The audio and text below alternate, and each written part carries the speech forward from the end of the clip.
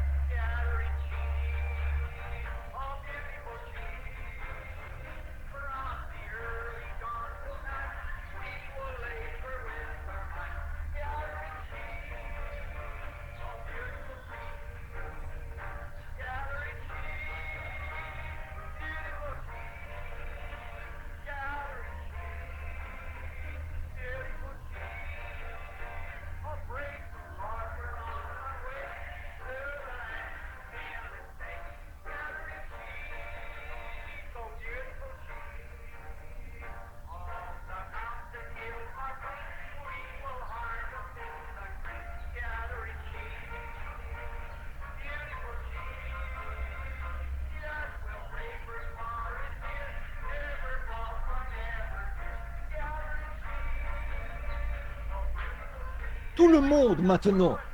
Allons.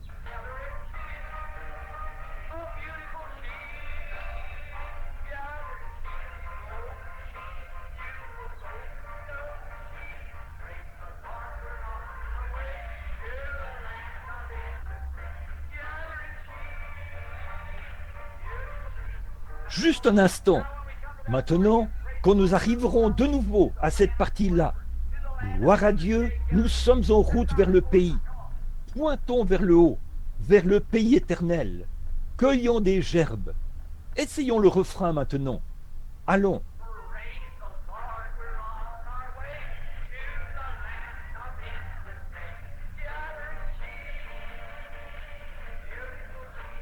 Eh bien, maintenant, reprenons cela. Très bien.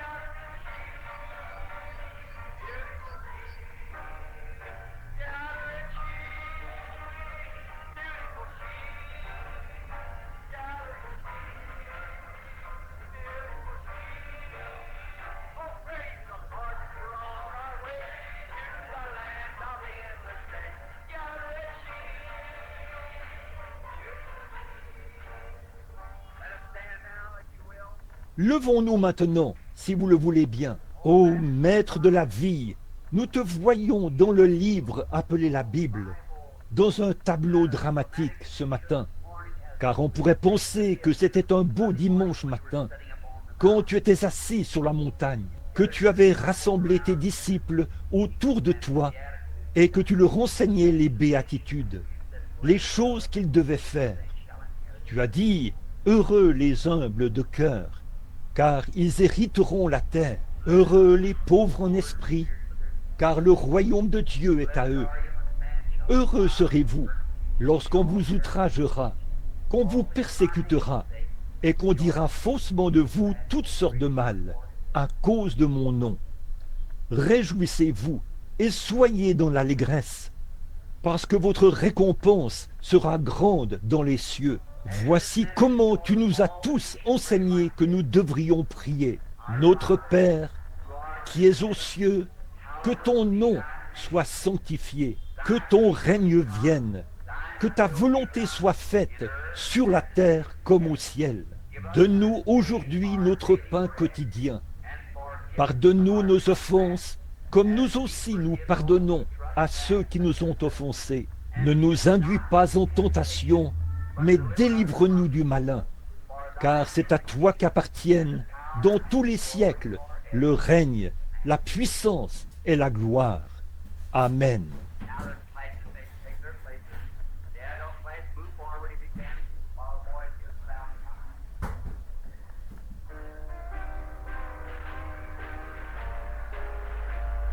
Maintenant, on peut se rendre dans les classes. La classe des adultes, avancez-vous si vous le pouvez, pendant que les frères nous jouent le nuage et le feu. Maintenant, il y a des sièges vides à l'avant, si certains d'entre vous sont complètement à l'arrière. Je sais que notre tabernacle n'est pas...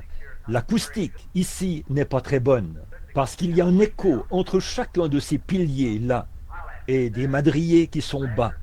Il y a de l'écho. Si vous voulez vous approcher un peu plus, il y a quelques sièges. Soyez à l'aise de vous approcher, pendant que nous faisons ceci, si vous le désirez. Prenons maintenant Genèse, chapitre 22, et prenons aussi Romains, chapitre 4, pour un court message ce matin, avant le service de guérison, dans le cadre de notre enseignement de l'école du dimanche. Genèse 22. Quelqu'un a-t-il besoin d'une Bible? Avez-vous oublié la vôtre? Si oui, levez simplement la main, si vous en voulez une pour suivre l'étude. Nous en avons un certain nombre ici. Nous serions heureux d'avoir l'un des huissiers vous l'apporter directement, si vous en voulez une. J'ai vu des mains levées. Frère Roy, frère, voudriez-vous venir un instant et les distribuer là-bas, à l'arrière?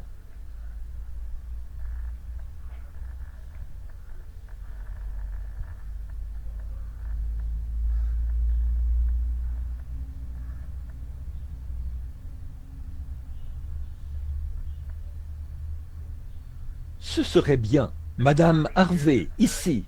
Madame G.H. Harvey de Danville, dans l'Illinois. Avez-vous votre garçon avec vous? Très bien.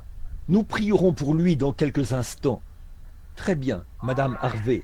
Très bien. Maintenant, nous allons parler un peu ou avoir l'école du dimanche.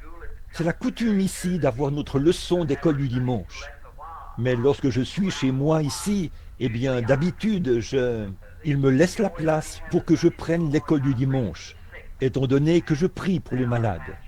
Et alors, notre pasteur apportera le message de ce matin, juste après cette partie du service. Et nous essayerons de lui donner la chair aussi vite que possible, vers 11 heures, si l'Éternel, qui est bon, le veut. Maintenant, il y a beaucoup de requêtes, et je prie pour vous tous, constamment, et partout, et je veux que vous priez pour moi. J'ai quelque chose, la raison pour laquelle je suis à la maison si longtemps en ce moment. C'est parce que je cherche la voix divine de Dieu pour mes prochaines réunions, comme je lui ai promis que je le ferais. Maintenant, je ne cherche pas à presser le Seigneur de répondre, parce qu'il connaît toutes choses, mais je lui demande de me montrer une vision de ce que je dois faire, ou du prochain pas que je devrais faire.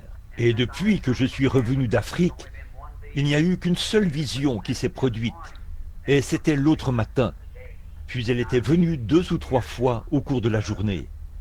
Et je crois qu'il est tout prêt maintenant. Les visions viennent généralement au groupe. Si vous avez remarqué dans la Bible sur nos frères d'autrefois, habituellement un groupe de visions venait à Daniel ou à Joseph, et ensuite il y avait une période où il n'y en avait pas. Je me suis souvent demandé si je devais tenir mes réunions de la manière dont je le fais. Simplement prier pour... Oh, peut-être que j'arrive à prier pour une 12 ou 2 par soir, ou quelque chose comme ça, alors qu'il y en a des milliers qui attendent. Et ça me vient constamment à cœur que je ne devrais pas faire ça, car Dieu m'a donné l'autorité de mettre les maladies, de briser la puissance de Satan. Et mercredi soir, la semaine dernière, je suis venu ici au tabernacle. Il y avait un groupe de gens qui s'étaient rassemblés à l'intérieur. Alors j'ai simplement placé, en quelque sorte, une toison devant le Seigneur. Et j'ai dit, Seigneur, je ne suis jamais sorti. Bien des fois, j'ai toujours questionné les gens d'abord. Croyez-vous? Jusqu'à quel point croyez-vous? Croyez-vous que je suis capable de faire ceci? Et toutes ces différentes choses comme ça. Et là, j'attendais, et je les faisais monter sur l'estrade, et j'attendais jusqu'à ce que j'aie une vision, que je vois exactement ce qui se passait. Ensuite, je prononçais précisément ce que c'était. C'était tellement long que je pouvais à peine atteindre les gens. Mais il y a quelques jours, je me demandais, souvent je me tenais sur l'estrade, devant une foule de peut-être 100 000 personnes. Et à un moment donné, quelque chose plein d'hardiesse s'élevait en moi. Et je m'avançais là, je dénonçais ce démon, et je le chassais. Et je me disais, c'est étrange. Et là, je me suis mis à penser, beaucoup d'entre vous ont lu mon petit livre, sans doute vous tous ici, où on y trouve beaucoup de choses qui sont arrivées. J'en ai vu une, un soir, à Portland, où un démon, et oh là là, un homme qui pesait environ 135 kilos, a couru vers l'estrade, et il a dit, eh bien, espèce d'hypocrite, il a dit, je vais te montrer à quel point tu es un homme de Dieu. C'était un fou sorti de l'hôpital psychiatrique. Et il a couru vers l'estrade et il allait me casser le cou. Et 500 prédicateurs se sont sauvés loin de lui. Et il a brandi son poing et a dit, je vais briser tous les os de ton corps. Et je pesais 70 kilos. Et lui, on pesait environ 135. Et il avait une très large poitrine. Et, oh, quel homme puissant il était, tout à fait capable de mettre ses menaces à exécution. Et, oh, pendant tout cela, eh bien, il y a simplement quelque chose qui est venu sur moi. Et je me suis avancé là où il était. Il a dit, ce soir, je vais briser chaque os de ton corps, d'apparence si frêle. J'ai dit, oh, parce que tu as défié l'Esprit de Dieu, ce soir, tu tomberas par-dessus mes pieds, au nom du Seigneur. 2 prophéties avaient été prononcées, et il s'est précipité vers moi. Il a dit, je vais te montrer par-dessus les pieds de qui je vais tomber. Il m'a craché au visage en s'approchant, et il a brandi son gros poing. Juste à ce moment-là, j'ai dit, Satan, sors de cet homme. Il a levé les bras en l'air, il a poussé un cri, et il est tombé par-dessus mes pieds. Et le policier a dû l'enlever de là. Eh bien, il n'avait aucune foi en moi. Il ne me croyait pas. Et je vois qu'il faut défier avec hardiesse. Je prie pour tous ceux qui viennent ici. L'autre soir, il y avait des gens ici, une femme qui ne pouvait pas parler. Dès que cette puissance maléfique a été défiée, elle a parlé normalement. Et il y avait ici une dame qui avait un goitre très gros à la gorge. Je me suis approché d'elle et j'ai dit, Satan, j'ai l'autorité de briser ta puissance. Il faut que tu la quittes. J'ai dit, il est parti. J'ai dit, croyez-vous cela? Elle a dit, oui. J'ai dit, très bien, rentrez chez vous. Mettez une ficelle autour de votre cou. Mesurez-la et voyez combien elle mesure. Et tous les 3 jours, coupez le surplus du bout de ficelle et voyez combien il commencera à rétrécir. Le premier jour, le surplus était à peu près long comme ça. Le deuxième jour, à peu près comme ça. Et le troisième jour, à peu près comme ça. Là où le goitre avait diminué. Vous voyez, c'est la même ficelle. Elle l'a apportée ici sur l'estrade. Et alors, je commence à l'entendre venir. Et je demande simplement à Dieu, est-ce que c'est sa volonté divine? Et l'autre matin, j'ai une petite fille de 10 mois, la petite Sarah. Et c'est une mignonne petite chérie. Je n'ai pas eu l'occasion de passer beaucoup de temps avec elle. Et je l'ai gâtée, je l'admets. Je la tiens dans mes bras tout le temps. Vous le feriez aussi, si vous n'aviez pas plus l'occasion de voir ce petit bout d'amour que moi j'ai l'occasion de la voir. Vous savez, seulement de temps en temps, quand je suis à la maison. Alors je pense que je l'ai beaucoup gâtée. Elle est en train de faire ses dons et elle est tombée très malade. Elle devait aussi avoir la dysenterie. Ça circule. Je suppose que certaines de vos familles l'ont aussi. Vraiment malade. Vomissements et dysenterie. Et alors, elle pleurait. Sa mère était tellement fatiguée qu'elle ne s'est même pas réveillée. Moi non plus. Je dormais dans la pièce à côté de la sienne et je me suis réveillé. Sa mère et elle étaient là. Et la petite fille et moi dormions dans l'autre pièce. La petite Rebecca. Et donc, et Billy Paul était chez sa grand-mère cette nuit-là. Alors je me suis réveillé. J'ai entendu, j'ai dit, qu'est-ce qui m'a réveillé comme ça? J'ai entendu sa voix dire, va vers ton bébé et donne-lui à boire. Je suis allé dans la chambre et elle pleurait. Elle avait pleuré longtemps. Elle n'a pas dû réveiller sa mère dans son petit berceau. Je suis allé chercher un verre d'eau, puis je suis entré. La petite a presque bu tout le verre d'eau, et elle était là, dans cet état, souffrant de la dysenterie qu'elle avait. Je me suis dit, n'est-ce pas charmant, comme il est gentil de faire ça. C'était la deuxième fois ou la troisième fois. Une fois, j'étais à Sioux Falls. Elle n'avait que 3 mois. Elle était étendue sur un lit. Sa mère était sortie, elle parlait à des gens. Et je me rasais comme ça. Je me préparais pour aller à la réunion. J'étais là en train de me raser et j'ai entendu l'ange du Seigneur dire « Va chercher ton bébé, au plus vite !» J'ai posé mon rasoir. Je me suis précipité. Et juste une demi-minute de plus, elle serait partie. Elle était sur un lit surélevé, à peu près haut comme ça. Et elle avait les 2 bras. Elle roulait. Et elle avait roulé au point où la tête, sa petite tête pendait, son bras aussi. Elle était sur le point de tomber en glissant. J'ai dû courir très vite pour l'attraper, au moment même où elle tombait. Il est plein d'amour, il est gentil. Un peu plus tard, il y avait une jeune fille. Elle est peut-être assise ici ce matin. Je ne la vois pas, mais elle vient parfois. Elle est membre d'une église à New Albany, une église notable, une église remarquable à New Albany. J'y suis déjà allé. Elle a une maladie mentale, une sorte de psychonévrose. Et elle ne peut même pas quitter la ville, ni aller nulle part, car elle se met à crier et à pleurer, et à se comporter comme ça. Alors j'ai prié pour elle 2 ou 3 fois, mais quelque chose ne me permettait pas de défier ce démon, d'une manière ou d'une autre. Je ne sais pas, je n'arrivais tout simplement pas à le faire. Elle est une bonne amie d'une infirmière qui habite dans le quartier là-bas. Elles sont venues là-bas. Son état s'aggravait.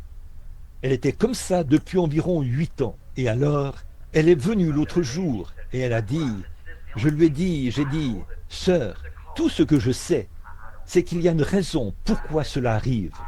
Je ne sais pas ce que c'est. J'ai dit, si vous pouviez venir. Elle a dit, mon pasteur a prié pour moi.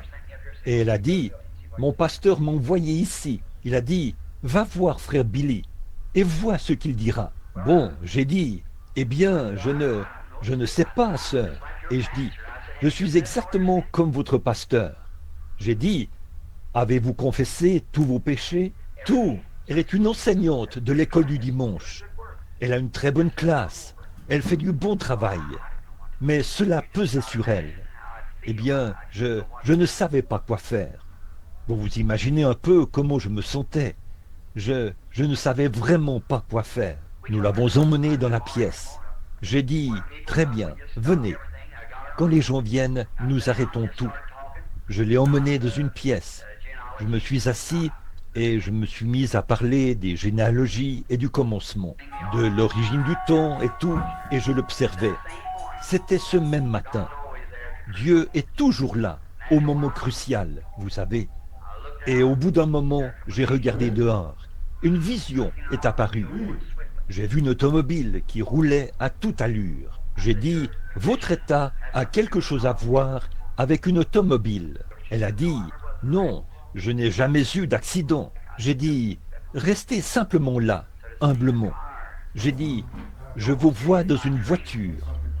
Vous avez failli vous faire heurter par un train. Elle a sursauté. Elle a dit, oh, j'ai dit, oui.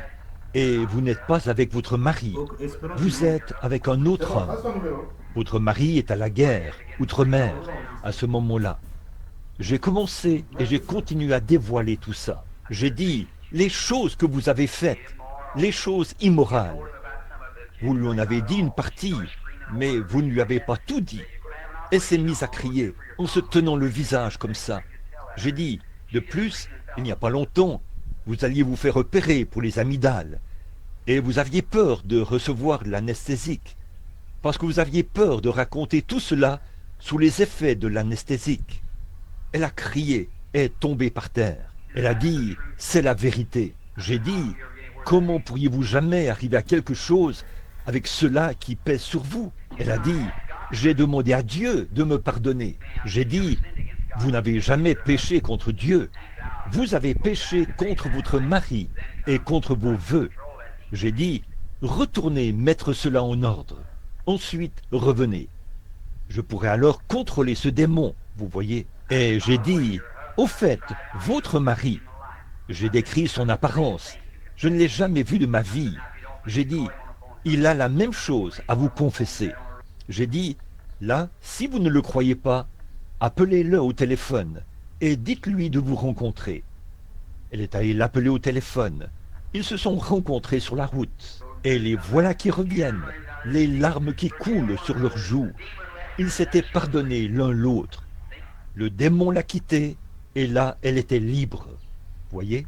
Bon, j'aurais pu crier et hurler après ce démon, et le chasser et tout le reste, et il ne serait jamais parti, tant que cela n'avait pas été corrigé.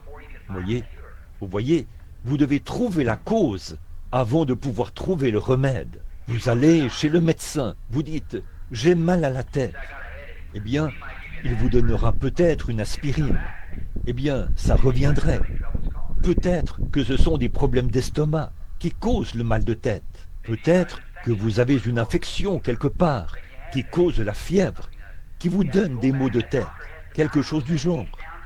Il faut retourner le voir. Ce médecin doit examiner ce cas-là en détail, jusqu'à ce qu'il découvre la cause du problème. Ensuite, on élimine la cause. C'est comme un trou dans un seau. Si vous versez de l'eau à l'intérieur, l'eau continue à s'écouler. Vous feriez mieux de boucher le trou d'abord, vous voyez. Et c'est maintenant, voilà où je me trouve. Que dois-je faire? Maintenant, la chose vraiment importante dans mes réunions, voilà ce que c'est. Je n'arrive pas à prier pour vous. Je faisais une grande prière collective pour eux tous. Mais ils disaient, eh bien, si seulement vous me touchiez et que vous faisiez ceci. Et ils voient ces choses se produire. Et c'est vrai, la Bible dit, ils imposent les mains aux malades et ceux-ci sont guéris. Alors, quand vous commencez à faire cela, j'ai essayé de le faire passer les gens rapidement dans la ligne. Je leur imposais les mains. Mais si leur vie n'est pas passée au peigne fin par le Saint-Esprit, pour voir s'il y a quelque chose là, ils n'ont pas l'impression qu'on a prié pour eux. Voici mon secrétaire qui est assis ici. Il sait ces choses. Il reçoit les lettres. N'est-ce pas vrai? Les gens pensent qu'on n'a pas prié. Là, je suis confronté à quelque chose. Et je crois que si je pouvais peut-être prêcher, et je ne suis pas vraiment un prédicateur, mais si je pouvais amener les gens à voir qu'ils doivent absolument être honnêtes avec Dieu, alors je crois que j'aurai l'autorité par Jésus-Christ de briser la puissance de n'importe quel démon. Quand Pierre et Jean sont passés par la porte appelée la Belle, ils n'ont jamais demandé à l'homme s'il était un croyant, ni ce qu'il était, ni quoi que ce soit à ce sujet. Pierre a dit, je n'ai ni argent ni or, mais ce que j'ai, je te le donnerai. Il a dit, au nom de Jésus-Christ de Nazareth, lève-toi et marche. Il l'a relevé et l'a tenu là jusqu'à ce que les os de ses chevilles prennent de la force. Et le voilà parti en marchant. Maintenant, il y a quelque chose là-dedans que j'étudie. Et je veux que vous priez pour moi. Très bien. Le ferez-vous? Prier? Tout simplement? Très bien. Que Dieu vous bénisse. Prenez Genèse 22 maintenant. Je vais en lire un passage pour la leçon, avant le service de prière. Très bien. Nous allons commencer vers... Parlons-en un peu. Je vais vous dire ce que nous allons faire. Je veux que vous preniez aussi Romains 4. Je vais apporter un petit enseignement sur la foi. C'est ce dont nous avons tous besoin. Beaucoup de foi, n'est-ce pas? La foi n'est pas seulement une démonstration. C'est la ferme assurance. La foi elle-même est une ferme assurance et une démonstration des choses qui ne sont pas perçues par les sens du corps. Et j'ai pensé qu'en enseignant ceci, peut-être que ça stimulerait votre foi, voyez, et l'amènerait à un niveau où Dieu pourra entrer en vous et vous bénir. Maintenant, commençons à lire vers le verset 8 du chapitre 22. Il s'agit d'Abraham. Il s'est d'abord appelé Abraham, et ensuite il a reçu son nom de sacrificateur, ou son nom de père, c'est-à-dire qu'il était Abraham, ce qui signifie le père de nations. Maintenant, écoutez. Abraham prit le bois de l'Holocauste et le chargea sur son fils Isaac, et porta dans sa main le feu et le couteau, et ils marchèrent tous deux ensemble. Quelle scène dramatique ici, il y a bien longtemps, 1872 ans avant la venue du Seigneur. Dieu préfigurait quelque chose là. Il parlait, il se préparait à faire une parabole. Et lui, Abraham, était un vieillard de 90 ans. Et Sarah, ou Abraham, en avait 100, et Sarah en avait 90, c'est-à-dire environ 40 ans après la ménopause. Donc la vie en elle était morte, et la vie en Abraham était morte. C'était un vieil homme à cet âge-là, et Dieu lui est apparu quand il avait 99 ans. Il a dit, « Abraham, marche devant ma face et sois intègre. » Réfléchissez-y, à l'âge de 100 ans, et il lui a dit ce qui allait arriver. Il a dit, « Toutes les nations seront bénies en toi, parce que je vais te donner un fils par Sarah. » Maintenant, pensez-y, 100 ans. Et la Bible dit qu'Abraham, vous savez, qu'il a offert son sacrifice. Et on a gardé les oiseaux à l'écart jusqu'à ce que le soleil se couche. Et comment les ténèbres sont venues, et que l'Esprit de Dieu est descendu et lui a parlé. Et Abraham a cru Dieu. Maintenant, je veux traiter de ce sujet. Croire Dieu ou le prendre au mot. Or, Abraham n'avait pas de grande nuée de témoins comme celle que nous avons aujourd'hui. Car Abraham lui-même était un Chaldéen, bien que père des Juifs. Mais il était un Chaldéen de la ville d'Ur. Et il a été appelé à sortir du milieu de son peuple pour marcher dans un pays étranger. Comme c'est beau, ce type de la marche chrétienne d'aujourd'hui. Nous devons sortir du milieu de nos compagnons du monde pour marcher dans un pays étranger ou étranger au premier pays où nous avons marché. Et aujourd'hui, pour nous, ce pays, c'est de marcher à la manière chrétienne, de marcher avec Christ, de nous séparer des choses du monde. Il l'a fait par la foi et il a séjourné dans un pays étranger sans même savoir où il allait. Tout ce que Dieu a dit, c'était « Sors, Abraham, et va dans un pays ». Et il cherchait une cité dont l'architecte et le constructeur étaient Dieu. Or, si nous nous référions à la vie naturelle, je dirais qu'on appellerait cela l'instinct. C'est comme ça que naturellement vous l'appelleriez. Mais nous appelons ça la conduite du Saint-Esprit. Dieu l'a appelé à sortir du milieu de son peuple, de son pays, de sa propre patrie, de son peuple. Et il habitait dans des pays étrangers, professant qu'il était un pèlerin et un étranger. Il cherchait une cité. Il était en quête d'une cité. Oh là là, comme cela se transmet toujours à ses enfants, cette prédisposition à chercher une cité dont l'architecte et le constructeur est Dieu. Et Dieu l'a béni. Et alors, quand il était vraiment vieux, il a dit, « Maintenant, Abraham, tu as marché devant ma face, tu as été intègre. » Et là, Dieu allait le bénir et le multiplier. Maintenant, si nous regardons au côté naturel, eh bien, c'était impossible pour lui d'avoir cet enfant par Sarah. Eh bien, toute possibilité de reproduction de la vie a disparu. Sarah a 90 ans, Abraham 100. Eh bien, Si vous disiez ça à un médecin aujourd'hui, étant un homme de 100 ans, avec sa femme de 90 ans, que vous alliez avoir un enfant, eh bien, savez-vous ce qu'il ferait? Il vous enfermerait quelque part, dans une salle pour les psychopathes, en disant, eh bien, le vieil homme et la vieille dame sont un peu dérangés, ici, quelque part. Mais vous ne regardez pas aux circonstances, vous regardez à la promesse. Voyez, si vous regardez à... Eh bien, c'est peut-être la même chose pour la dame ici dans le fauteuil roulant, ou pour certains d'entre vous là qui ont un cancer. Le médecin dit, vous ne pouvez pas vous rétablir. Là, si vous croyez cela, alors vous ne pouvez pas vous rétablir. Mais vous devez regarder à une promesse divine. Un vieil homme était appelé chez lui. Il a dit, frère, venez prier pour mon bébé. Il a la diphtérie noire et cela atteint le cœur. Et le cardiogramme montre que les battements du cœur ont diminué drastiquement et que le cœur est fini. Eh bien, il ne voulait pas nous laisser entrer pour prier pour le bébé.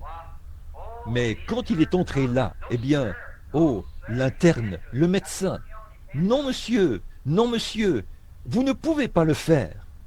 Vous avez vous-même des enfants, vous ne pouvez pas le faire. Mais croyons Dieu quand même et insistons. L'homme était catholique. J'ai dit, bon, eh bien, si le patient se mourait et qu'un prêtre était ici pour lui donner les derniers sacrements, le laisseriez-vous entrer? Oh, il n'a pas d'enfant. Et là, ce n'est pas la question. Ceci est tout aussi sacré que les derniers sacrements, voyez, de l'Église. D'accord, je suis finalement entré et je me suis agenouillé à côté du bébé. Et j'ai fait une simple petite prière. J'ai imposé les mains au bébé en disant, Seigneur, Dieu des cieux et de la terre, toi qui as créé toutes choses, tu nous donnes la puissance divine de briser la puissance de Satan sur cette vie. Au nom de Jésus-Christ, Satan sort de l'enfant. Il vivra. Je me suis retourné. Le père a dit, merci Seigneur, merci. La mère et les autres se sont mis à rire et à agir comme ça. La petite infirmière était bouleversée. Elle a dit, dites donc, vous savez que... Elle a dit, il n'y a pas de mal à avoir la foi, mais ce bébé est en train de mourir. Elle a dit, comment pouvez-vous agir d'une manière si insouciante à ce sujet? Eh bien, a-t-elle dit, vous avez mal compris le médecin. Elle a dit, le médecin a dit que le bébé se mourait. Il est inconscient depuis plus d'une journée maintenant. Elle a dit, vous avez mal compris le médecin. Le vieux patriarche a dit, non, je n'ai pas mal compris le médecin. Il a dit, j'ai entendu ce qu'il a dit. Il a dit, le bébé est en train de mourir. Elle a dit, eh bien, mais voyez-vous, quand ce cardiogramme montre que le cœur est dans cet état-là, a-t-elle dit, on n'a jamais vu dans toute l'histoire que le cœur se remette. Elle a dit, il n'y a pas de mal à avoir la foi, mais, a-t-elle dit, ce n'est pas possible. La foi ne peut rien faire maintenant. Voyez, le vieil homme, le doigt bien droit, a regardé l'infirmière et a dit, Madame, vous regardez à ce tableau. Je regarde à une promesse divine. Le garçon est même marié aujourd'hui.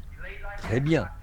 Il est resté étendu là, comme ça, pendant environ 24 heures. Et tout d'un coup, les battements de ce cœur ont commencé à augmenter. Voilà, c'est parti.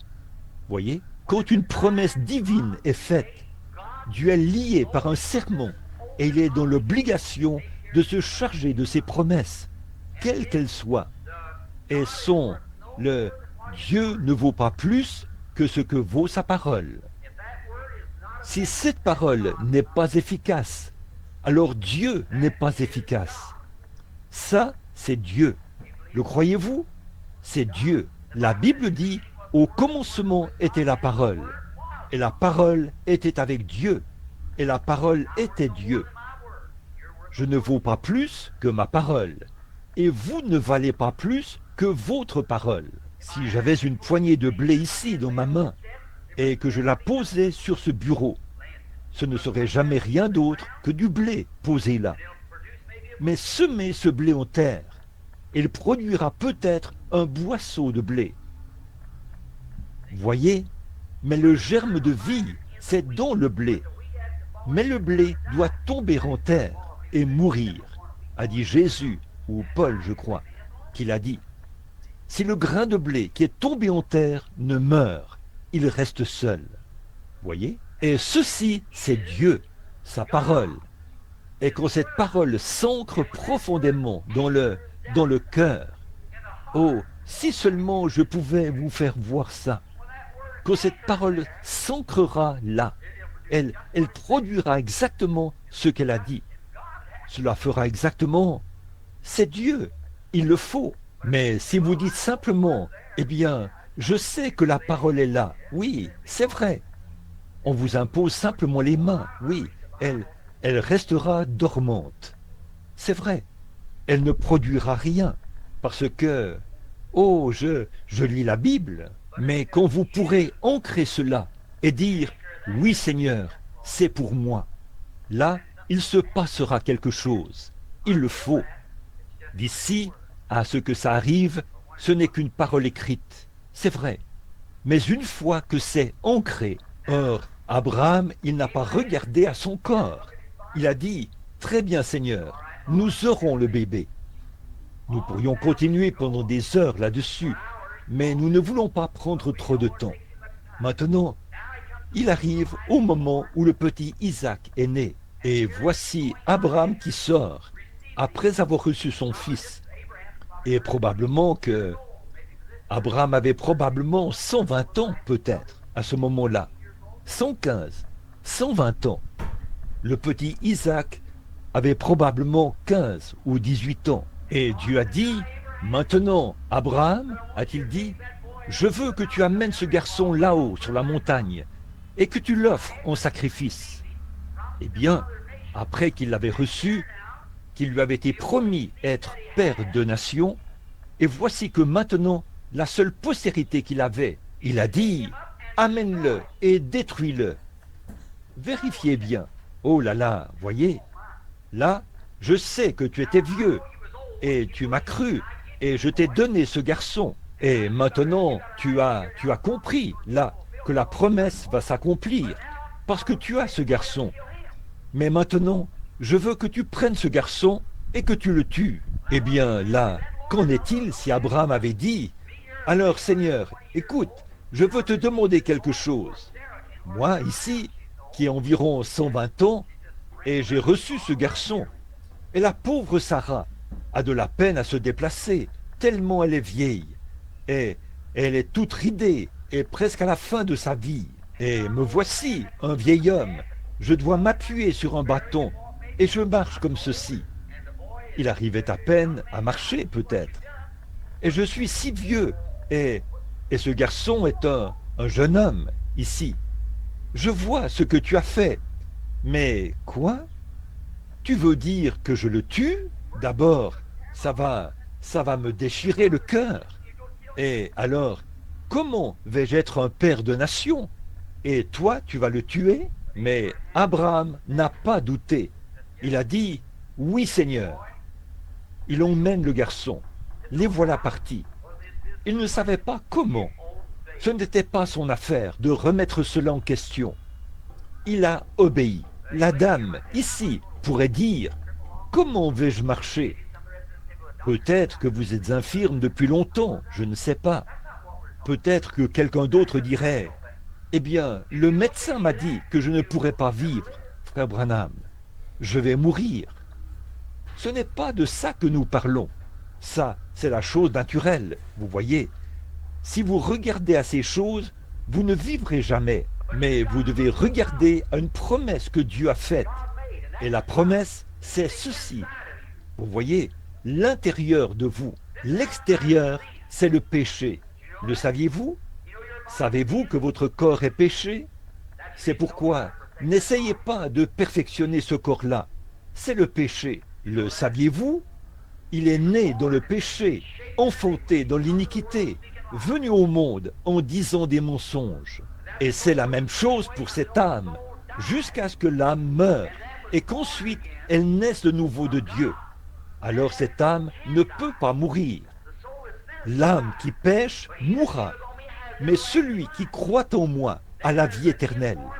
Alors il y a une vie immortelle qui vit dans ce corps. Or, c'est comme une fontaine qui coule du ciel, comme un noyau à l'intérieur d'un homme. Or ça, c'est la partie qui est sainte, celle qui fait fonctionner ce corps. Mais avant que ce corps puisse devenir parfait, l'Esprit l'amènera à se soumettre à Dieu. Pour vous faire, le corps fera constamment la guerre. Paul a dit que ce ne sera jamais mieux pour nous que ça l'était pour lui. Voyez, Paul a dit, quand je veux faire le bien, alors le mal est près de moi. Vous voyez. Et c'est une guerre continuelle, la chair contre l'esprit. Et là, si vous regardez à la chair, le médecin a dit, et je crois, voyez ça, comme c'est un péché, alors vous ne pouvez pas servir Dieu. Vous devez mettre vos sens de côté. Dieu ne vous a jamais donné ces sens pour que vous vous en serviez pour mettre votre confiance en lui. Dieu vous a donné son esprit pour pouvoir mettre votre confiance en vous, pour pouvoir mettre votre confiance en lui. Vos sens ne servent qu'à établir un contact. La vue, le goût, le toucher, l'odorat et l'ouïe. Mais pour vous, vous-même, c'est cet esprit qui vit en vous. Et quand cela est régénéré, et que le vieil homme est mort, puis que le nouvel homme est né de nouveau, ça, c'est une partie de Dieu. Alors vous devenez un fils de Dieu, un rejeton du Créateur. Alors vous pouvez croire les choses impossibles, parce que vous êtes composé du Dieu qui opère des miracles. Vous êtes une partie de lui. Il aurait été naturel pour moi de boire. Mon papa buvait. Il serait naturel que j'utilise du tabac. Mon père l'a fait. Ma génération derrière moi l'a fait. Certains ont dit, « Pourquoi n'as-tu jamais fumé ni bu ?» Eh bien, quand je n'étais qu'un jeune homme, avant de commencer à faire cela, le Saint-Esprit est descendu. Il a dit, « Ne le fais pas. » Voilà la conversion, voyez-vous, au commencement. Et même bien avant ça, le matin où je suis né, quand l'ange de Dieu s'est tenu au-dessus de l'endroit où j'étais, cette semence, pendant qu'elle était en terre, a été changée d'un gratteron. Ne voyez-vous pas ce que je veux dire? Vous saisissez ce que je veux dire? Alors là, à l'intérieur, il y a un esprit, et c'est de là que vient votre vie immortelle. Alors, un homme qui est né de l'Esprit de Dieu ne pratique pas le péché. Alors, c'est là que vous voyez correctement l'Écriture. Si l'adorateur, étant une fois purifié, n'a plus aucun désir du péché, ou plus aucune conscience de cela. Dans l'Ancien Testament, l'adorateur entrait et offrait son sacrifice, puis repartait avec le même désir de péché. Mais là, voici, saisissez-le. Hébreu dit, quand l'adorateur, dans ce cas-ci, pose ses mains sur la tête du Fils de Dieu et que ses péchés sont lavés par la puissance sanctifiante de Dieu, il n'y a plus aucun désir en lui du péché. Oh, c'est là que se trouve la vie. Donc, cela fait de vous un rejeton de Jéhovah. Et alors Satan ne peut pas me faire de mal sans faire de mal à mon Père.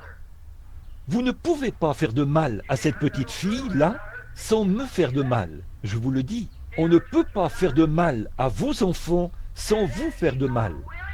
Et alors, il ne veut pas qu'aucun périsse ou souffre. Mais maintenant, avant que cette chair-ci, avant que la chair puisse être amenée à la perfection, elle doit mourir comme l'âme est morte. Ça n'a jamais été la volonté parfaite de Dieu que les femmes et les hommes mettent des enfants au monde. Le saviez-vous? Dieu a lui-même fait l'homme de la poussière de la terre.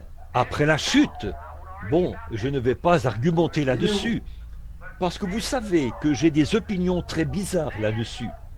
Mais après la chute, C'est alors que la femme a mis des enfants au monde. Dieu lui a dit, parce que tu as ôté la vie qui est dans le monde, tu dois mettre la vie au monde. Regardez de quel genre de vie il s'agissait.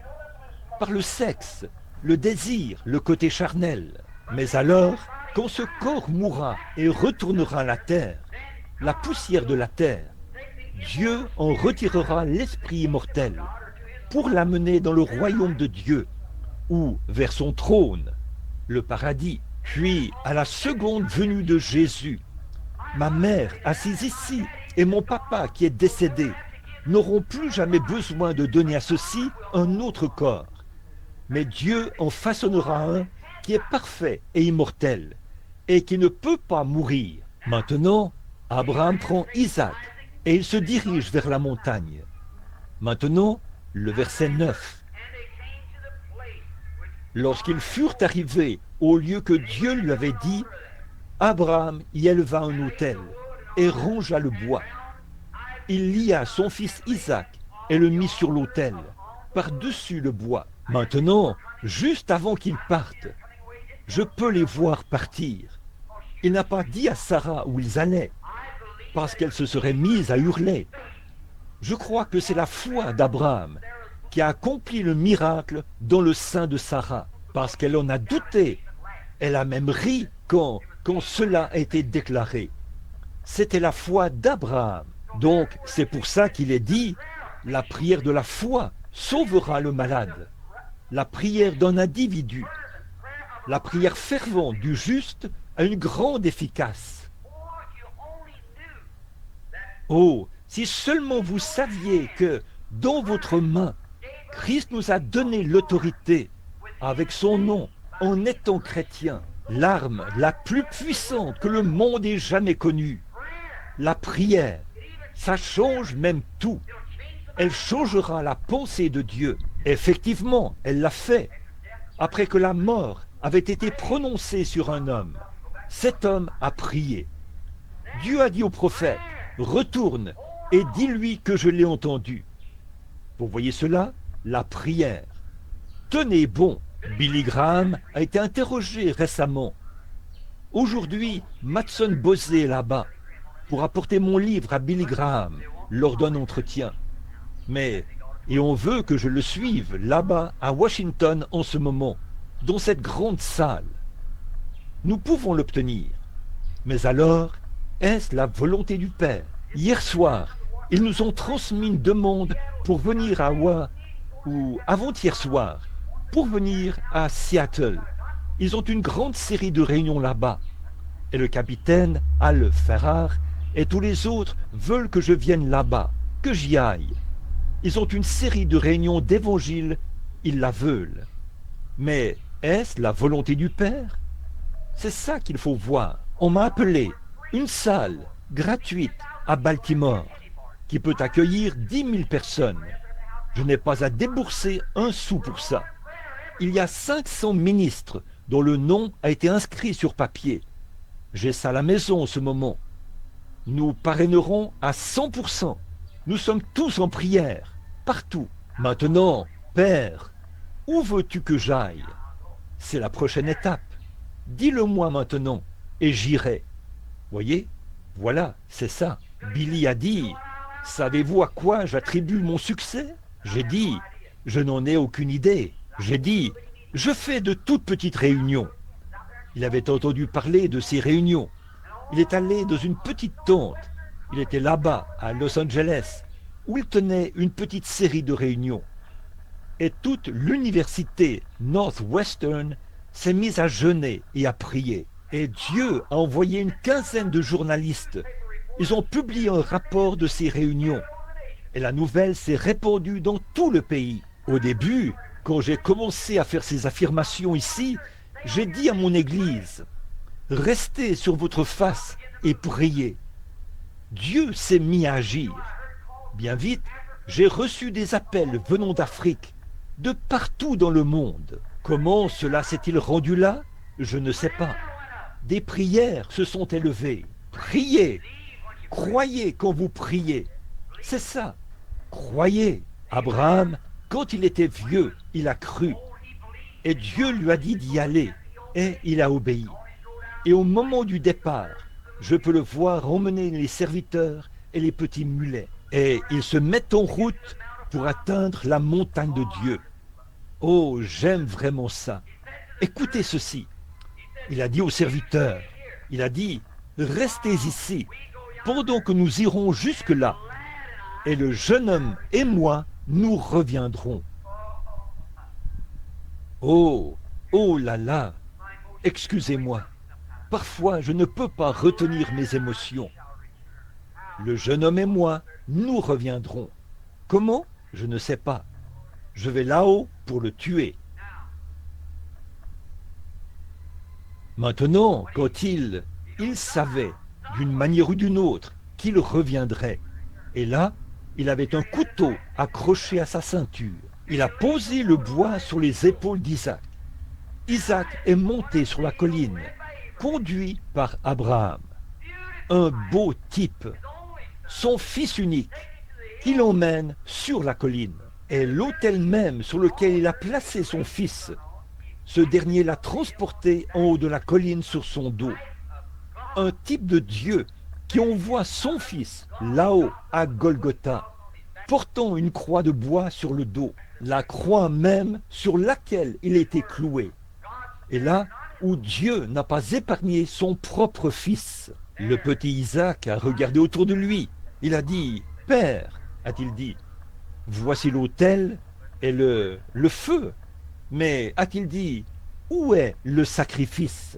Il a dit, Dieu se pourvoira lui-même d'un sacrifice. Il a lié son petit garçon unique.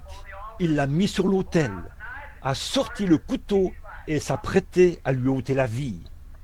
Dieu, c'est toi qui l'as donné. Et alors qu'il commençait à baisser le couteau, un ange lui a saisi la main et a dit, Abraham, Abraham, n'avance pas ta main. Juste à ce moment-là, un petit agneau, un bélier, a bêlé dans cette région sauvage. Ses cornes étaient prises dans des vignes. Abraham s'est précipité, a saisi le bélier, a libéré son fils. Un substitut, voyez, et il a tué le bélier. Alors Dieu a parlé à Abraham. Il a dit, Abraham, je sais maintenant que tu m'aimes. Tu ne m'as rien refusé. Maintenant, regardez, pour le texte que je veux, lisons-le au verset 13 et 14. Abraham leva les yeux et vit derrière lui un bélier, retenu dans le buisson par les cornes. Et Abraham alla prendre le bélier et l'offrit en holocauste à la place de son fils. Savez-vous qui était ce bélier? C'était Christ. Il l'a offert à la place. Abraham donna au lieu le nom de Jéhovah-Jireh. C'est pourquoi l'on dit aujourd'hui, à la montagne de l'Éternel, il sera pourvu. Jéhovah-Jireh, qui était le premier nom de Dieu en rapport avec la rédemption. Jéhovah-Jireh signifie l'Éternel pourvoira du sacrifice. Or, il était Jéhovah-Jireh, il était Jéhovah-Rapha, Nissi, et ainsi de suite comme ça. Il avait 7 noms composés en rapport avec la rédemption. Et en substitut pour une vie humaine, il a pris un agneau et l'a offert comme le sacrifice pourvu, afin qu'en Isaac, toutes les nations soient bénies. Et c'est par Isaac que Christ est sorti. Et nous, en étant morts en Christ, c'est alors que nous sommes la postérité d'Abraham. Et nous sommes héritiers selon la promesse. Voilà. Et cela produit, non pas dans notre corps. Nous sommes des gens des nations dans notre corps. Nous sommes des pécheurs dans notre corps. Mais dans notre âme, étant nés de nouveau par le même esprit qui était sur le fidèle Abraham. Cette prédisposition à l'intérieur de nous fait en sorte que nous voulons faire confiance à Dieu. Mais le corps a peur. Oh, si nous sommes les enfants d'Abraham, soyons comme l'était le père Abraham. Maintenant, Jéhovah-Jireh, l'Éternel pourvoira du sacrifice. Il a bel et bien pourvu du sacrifice. Maintenant, dans Romains chapitre 4, commençons au verset 17. Selon qu'il est écrit, je t'ai établi père de plusieurs nations. Parenthèse. Devant Dieu qui l'a cru, qui fait vivre les morts et appelle les choses qui ne sont point comme si elles étaient. Maintenant, vous voyez, alors nous, en tant que chrétiens, nous ne regardons pas, ne touchons pas, ne voyons pas, ne goûtons pas, ne sentons pas, n'entendons pas. Quand nous parlons à Dieu, nous croyons Dieu, c'est tout. Et cela a été imputé à justice à Abraham. Or, les sens sont des instruments mondains. Le croyez-vous? Maintenant, Dieu peut les contrôler, je l'admets. Mais ils ne nous sont pas donnés pour contacter notre Père Céleste, parce qu'il n'est pas dans une chair humaine. Dieu est un esprit, et nous le contactons par l'esprit, par la foi, en croyant. Maintenant, si nous disons que quand j'avais des cheveux, j'avais les cheveux ondulés, tout comme mon papa. Mon papa avait de petits yeux profonds, bleus. Bien des gens disent, tu ressembles à ton père, ou tu ressembles à ta mère. Eh bien, j'ai beaucoup de choses qui ressemblent aux gens de ma famille.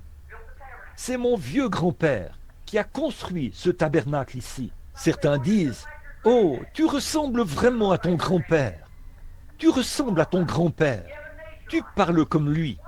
Tu as la même nature que lui. Qu'est-ce que c'est? C'est une prédisposition qui a été transmise par cette génération que j'ai maintenant. Vous ressemblez à vos parents, ou vous avez quelque chose comme eux. Vous voyez une petite fille, vous dites, ne ressemble-t-elle pas à sa mère? Elle agit comme sa mère. Vous avez vu des gens faire ça. Or, si nous sommes nés de notre Père Céleste, Dieu, qui appelle les choses qui ne sont pas comme si elles étaient, il faut qu'il y ait quelque chose comme cela en nous, voyez? C'est pour ça qu'un vrai chrétien consacré, qui est complètement abandonné à Dieu, regarde à ce que Dieu a dit plutôt qu'à ce qu'on voit ou ressent. Ça, c'est l'homme terrestre, pourtant. Si nous marchons selon la chair, nous ne pouvons pas plaire à Dieu. Nous marchons selon l'esprit. Voyez? En effet, Dieu a tout fait, plus que son devoir était de le faire. Il envoyait des prophètes et des sacrificateurs. Il envoyait son Fils. Il envoyait le Saint-Esprit. Il a tout fait. Il a même lui-même promis avec serment qu'il accomplirait ces choses. Maintenant, quand Dieu devient riche et profond ici, à l'intérieur, vous voyez, plus vous recevez de Dieu ici, à l'intérieur, plus vous croyez Dieu, parce qu'il y a plus de lui là. Et plus vous développez cela ici, à l'intérieur, plus vous pouvez croire Dieu.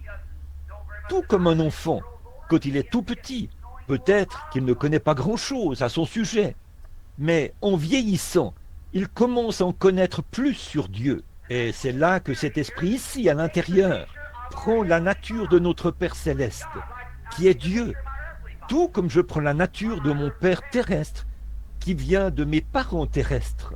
Maintenant, regardez. Oh, j'aime vraiment ceci. Écoutez maintenant. Dieu qui donne la vie aux morts et qui appelle les choses qui ne sont point comme si elles étaient. Savez-vous quoi? Comment Dieu a-t-il fait la terre? Cette terre sur laquelle vous êtes ce matin. Les gens ne veulent pas croire en la foi. Comment Dieu a-t-il fait la terre? Il l'a créée par la parole. Amen. Vous le voyez? Il a parlé et le monde a vu le jour. Et ce monde, ce matin, c'est la parole parlée de Dieu. Et il a cru sa propre parole. Voilà, observez ça. Et si Dieu, et vous êtes un de ces rejetons, et Dieu est en vous, il croira sa propre parole. bien qu'on ne puisse pas la voir, la toucher, la goûter, ni rien, vous la croirez. Vous voyez ce que je veux dire? Car Dieu, en vous, croira à sa propre parole. Pas vrai? Alors, vous ne regardez pas aux choses que vous voyez. Vous regardez aux choses que Dieu a dites. L'homme n'a pas beaucoup de victoire quand il perd du terrain. Je sais ceci, c'est exact. Dieu accomplit des miracles par l'entremise d'un chirurgien habile, par des médicaments. Dieu le fait. L'homme ne le fait pas. Dieu le fait. Dans le psaume 103, 3, il est dit « Je suis l'Éternel qui guérit toutes tes maladies ». Aucune guérison ne peut venir si ce n'est par Dieu. Quelqu'un a dit « Le diable peut guérir ». Le diable ne peut pas guérir. Il peut faire des déclarations. Par exemple, quelqu'un qui essayait de s'en prendre à l'organisateur. Il a dit « Eh bien, frère Branham a dit, eh bien, oh, Jésus a dit, beaucoup viendront à moi en ce jour-là et diront, Seigneur, ai-je chassé des démons par ton nom? Et ce genre de choses. Eh bien, a-t-il dit, ça ne veut pas dire que vous êtes chrétien. Il faisait allusion à, voici les signes qui accompagneront ceux qui auront cru. Le frère a répondu, attendez une minute là. C'est ainsi avec vous, les ecclésiastiques, a-t-il dit. Vous ne voyez pas le vrai sens de l'écriture. Vous faites toujours erreur dans votre cœur, enseignant comme doctrine la tradition des hommes. Ils n'ont pas reconnu que celui-là était le Fils de Dieu. Ils ont dit, il est Belzébul. Ils n'ont pas vu les Écritures qui indiquent clairement que Jésus est celui-là. Il a dit, oh vous, hypocrites, a-t-il dit, vous savez discerner l'aspect des cieux, mais vous ne pouvez pas discerner les signes du temps. En effet, si vous les connaissiez, vous me connaîtriez certainement, et vous connaîtriez mon jour, les choses qui devaient arriver. Et aujourd'hui, nous voyons que Dieu a promis qu'en ces derniers jours, ces choses arriveraient. Qu'est-ce qui se passe avec les gens? Ils sont aveugles, cette puissance démoniaque, et même dans le domaine ecclésiastique. Vous avez dit, Jésus n'a jamais rien dit. Ils ont dit, nous chassons les démons. Jésus a dit, je n'en sais rien. Ils disaient des choses qu'ils ne faisaient pas.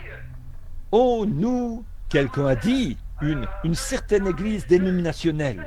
Il a dit, que prédicateur Branham en guérisse un, et j'en guérirais une douzaine. J'ai dit, si j'en guérissais un, vous pourriez en guérir une douzaine. Il a dit, si vous aviez un don que vous prétendez avoir, comme ça, a-t-il dit, pourquoi n'allez-vous pas à l'hôpital dire, vous tous, les malades, levez-vous et sortez. Il a dit, ils devront tous vous obéir. J'ai dit, êtes-vous un prédicateur de l'évangile? Il a dit, oui monsieur. J'ai dit, allez là-bas au débit d'alcool et dites, vous êtes tous sauvés, sortez. Il a dit, je le pourrais, s'il me croyait. J'ai dit, moi aussi. Voilà la foi dans la parole. Voyez, vous ne pouviez sauver personne. Et prêcher l'évangile du salut ne fait pas de vous un sauveur divin. Pas plus que de prêcher la guérison divine ne fait de moi un guérisseur divin. Mais c'est la foi dans la parole parlée de Dieu. Et je sais ceci, certains d'entre nous ont plus de foi que les autres. Et ceux qui ont une foi abondante doivent prier pour les autres. Mais si vous ne menez pas une vie correcte, vous faites mieux de vous abstenir. Le diable se moquera de votre prière. Mais quand vous vivez correctement, que vous agissez correctement, que vous vous conduisez correctement, et que vous avez foi en Dieu, Satan tremblera à vos paroles, parce que Dieu a juré qu'il s'acquitterait de cette prière. C'est vrai. Bon, écoutez, Abraham est maintenant un vieil homme. Oh, je vais me dépêcher. Un vieil homme maintenant, très avancé en âge, 100 ans, Dieu lui avait déjà donné ce fils. C'était environ 16 ou 18 ans plus tard. Alors peut-être qu'il avait 118, 120 ans. Il a dit, maintenant, emmène-le là-haut, détruis-le, Et Abraham n'a point douté au sujet de la promesse. Écoutez ceci, il était comme Dieu. Il avait une partie de Dieu en lui, car il croyait. Écoutez le verset 18. Et qui, contre espérance, crut avec espérance. Il n'y avait même pas d'espérance pour cela. Pourtant, il crut avec espérance. Pour devenir père de plusieurs nations, selon ce qui était dit, ainsi sera ta semence. Maintenant, écoutez le verset 19. Soyez prêts, préparez-vous, observez. Et n'étant pas faible dans la foi, il n'eut pas égard à son propre corps, déjà amorti. Maintenant, si votre père, Abraham, dont vous êtes un enfant par Christ, n'a pas eu égard à son propre corps, déjà amorti, qu'en est-il du vôtre, qui est vivant ce matin? Vous voyez ce que je veux dire? Et c'était avant que Christ vienne. C'était avant qu'une expiation soit faite. C'était avant que la grande nuée de témoins arrive sur la scène. Avant que le Saint-Esprit vienne. Abraham a cru Dieu, sans faiblir dans la foi. Il ne considéra point son corps. Ne considérez pas votre maladie. Considérez ce que Dieu a dit à ce sujet. Si j'avais considéré la mienne, quand les frères Maillot m'ont dit « Tu es fini », j'aurais été fini. Mais je n'ai pas considéré mon corps. Je n'ai pas considéré ma maladie. Je n'ai pas considéré ce qu'ils ont dit. J'ai considéré ce que Dieu a dit. Mais quand j'étais aveugle, que je me promenais ici avec des lunettes, je ne pouvais même pas me faire couper les cheveux.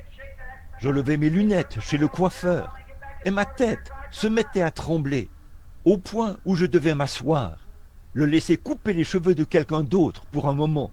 Puis je retournais m'asseoir dans le fauteuil du coiffeur et on essayait de couper les miens. Qu'en est-il si j'avais considéré ça? Mais je n'ai pas considéré l'aveuglement de mes yeux quand j'ai appris les choses de Dieu. Quand le médecin m'a dit « Une bouchée de nourriture solide t'ôtera la vie ». Quand je suis arrivé, ma mère est assise là comme témoin. Il me donnait de l'eau d'orge et du jus de pruneau filtré. C'est de cela que je me suis nourri pendant presque un an.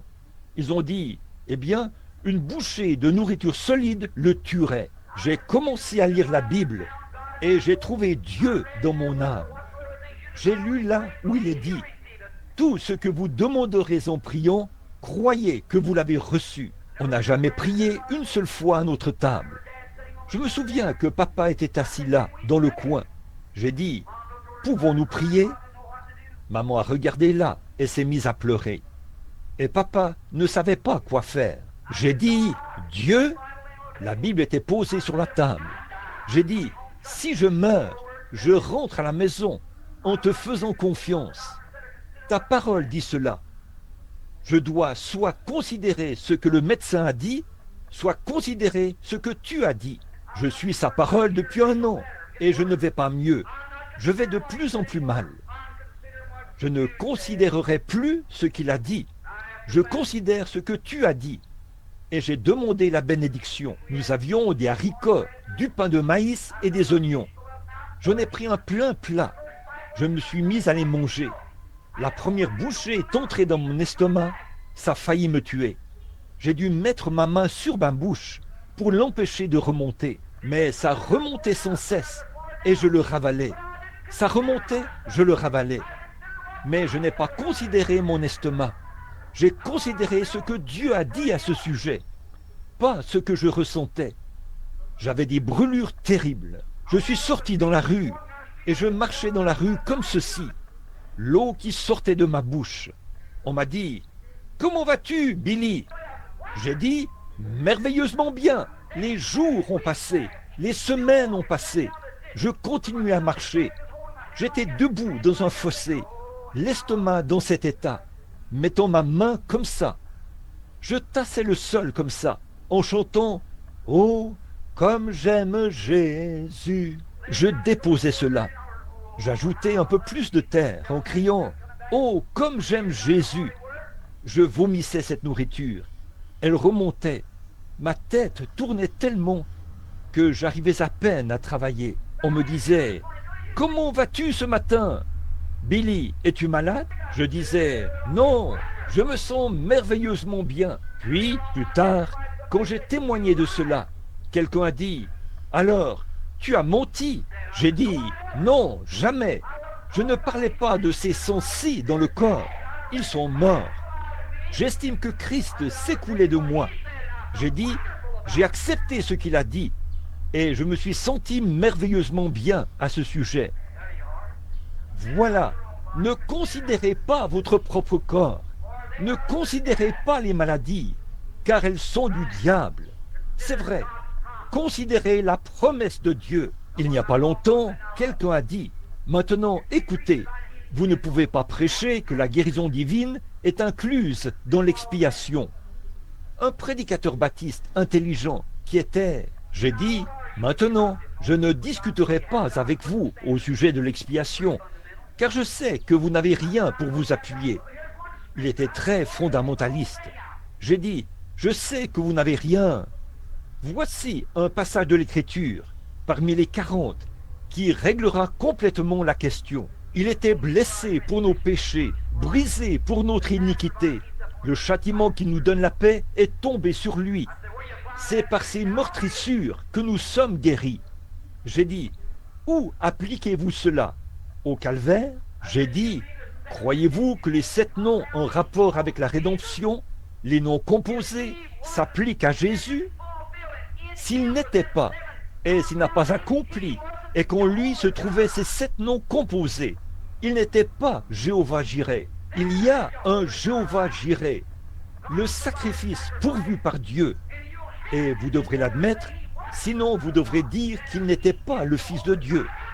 Alors, s'il est Jéhovah Jireh, il est aussi Jéhovah Rapha, le guérisseur. En effet, tous les 7 noms composés, notre victoire, notre bannière, et notre armure, et notre bouclier, et notre guérison, et notre salut, notre sacrifice pourvu, tout reposait en lui. Et quand il est mort au calvaire, il a dépouillé les dominations. Il s'est levé, a levé les mains en l'air, a dit « Tout est accompli. Alléluia !» Les démons ont tremblé, l'enfer a été secoué. C'est un type qui représente toutes les voies. Et il est ressuscité le matin de Pâques. Je suis celui qui était mort et qui est revenu à la vie. Le voilà, Jéhovah Rapha, Jéhovah Manassé, Jéhovah Jireh, le sacrifice pourvu par Dieu. Il ne trouvait plus rien à dire. Et là-bas, comme Jésus l'a dit, comme Moïse éleva le serpent d'airain dans le désert, il faut de même que le Fils de l'homme soit élevé. Et si la lumière de Dieu brillait là-bas, représentant un type, alors qu'on regardait un serpent d'airain, qui était un symbole, il a dit « Je dois tenir ma parole, tu dois mourir. » Le pauvre garçon tremblait. Il a dit « Que puis-je te donner avant de te tuer ?» Il a dit « Un verre d'eau. » Il est donc allé chercher le verre d'eau. Et il le tenait dans sa main, en tremblant comme ça. Il n'arrivait pas à le tenir. Alors il a dit, « Bon, attends une minute, ressaisis-toi. » Il a dit, « Je ne vais pas te tuer ou t'ôter la vie tant que tu n'auras pas bu cette eau. » Et l'esclave la jeta par terre. Qu'est-ce qu'il va faire? S'il est un homme juste, s'il tient sa parole. S'il ne tient pas sa parole, il n'est pas un homme juste. Il doit le libérer, peu importe ce que disent les lois du pays. Et si Jésus a dit, « Tout ce que vous demanderez en priant, croyez que vous l'avez reçu. » Il doit tenir sa parole. Il est juste. L'expiation ou pas d'expiation, ça, c'est sa parole. Il n'y a pas longtemps, un jeune homme est parti dans un certain séminaire pour apprendre beaucoup de choses qu'il n'aurait pas dû apprendre. Sa vieille mère est tombée malade. Un de ses voisins faisait partie d'une église du plein évangile. On a fait venir le pasteur à la maison. Il a dit, permettez-moi d'emmener le pasteur ici pour prier pour vous. Il a dit, c'est un homme bon et juste. Et il croit en Dieu, a-t-il dit. Permettez-lui de venir prier pour vous. Alors elle a dit, très bien. Le médecin ne pouvait rien faire pour elle.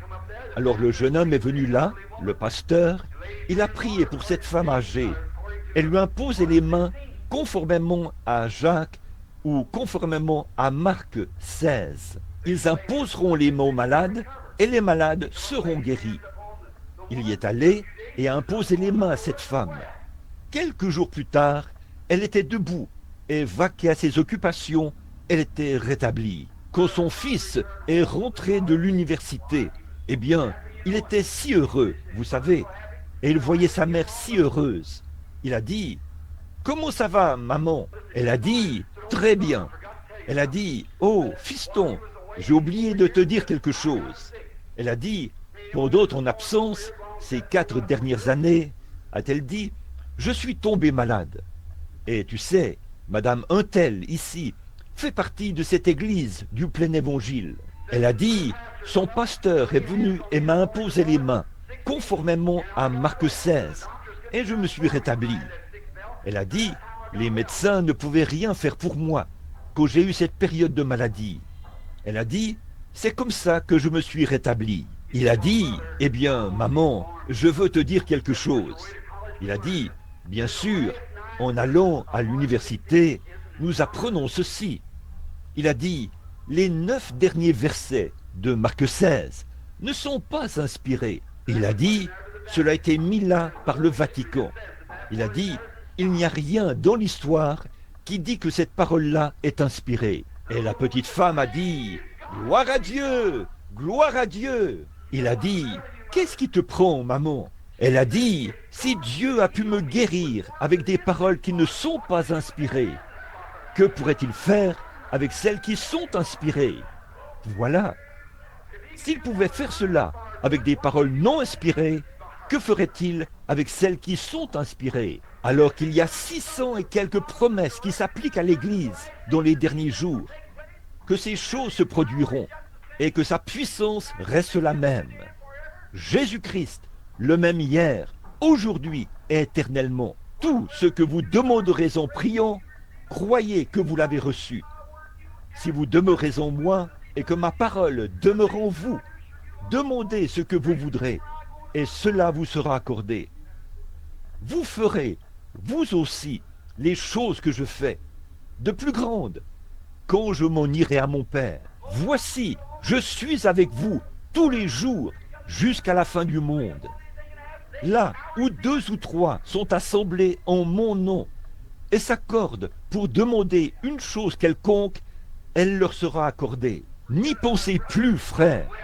C'est la volonté de Dieu de le faire. Oui, c'est seulement Satan qui vous vole. Croyez-le. Et qui, contre espérance, crut avec espérance, pour être père de plusieurs nations. Selon ce qui était dit, ainsi sera ta semence. Et n'étant pas faible dans la foi, il n'eut pas égard à son propre corps, déjà amorti, pas les circonstances, pas ce que quelqu'un d'autre a dit. Qu'en est-il si quelqu'un d'autre meurt, quand vous, vous êtes atteint de la même chose? Ne considérez pas cela, vous voyez, âgé qu'il était d'environ 100 ans, ni l'état de mort du sein de Sarah. Elle était incluse dans cela. Dieu n'a jamais donné la promesse à Sarah. Il a donné la promesse à Abraham. Mais Sarah était incluse. Il a fait la promesse en Jésus-Christ. Et j'étais inclus en lui.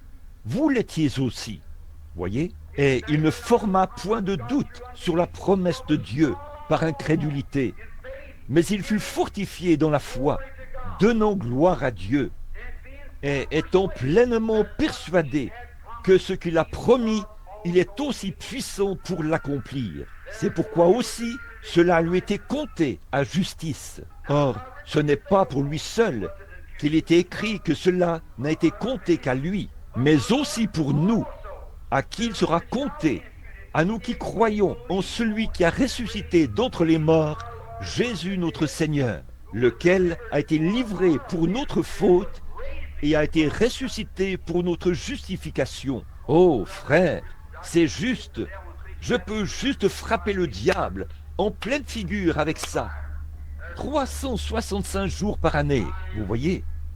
Tu es un menteur. Voilà la parole. Je suis guéri. Si quelqu'un vient vous voir et vous impute une chose, si quelqu'un venait ici et vous donnait un remède ou quelque chose du genre, et que cela vous rétablisse, cela ne vous inspire pas. Mais voici ce qu'il en est. Celui qui croit.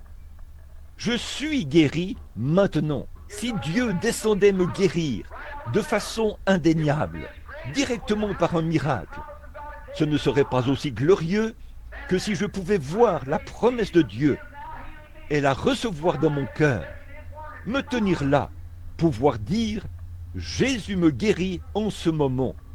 Car j'ai accepté sa parole. Elle est dans mon cœur. Il intercède pour moi en ce moment auprès du Père. Je me rétablirai. Voilà ce que Dieu aime. Appuyez-vous fermement sur sa parole et dites, elle est vraie. Il me guérit en ce moment. Tous les jours, c'était la femme qui avait le goitre. Je peux le voir. Je lui ai simplement donné quelque chose à faire. Alors, n'en voulait pas du tout, mais elle était heureuse. Elle a dit, oh, regardez, regardez. Et le lendemain, c'était à peu près long comme ça. Puis, le lendemain, à peu près comme ça. Elle a rassemblé tout ça. Elle a dit, ça ne peut pas être faux. Vous voyez, c'est ça.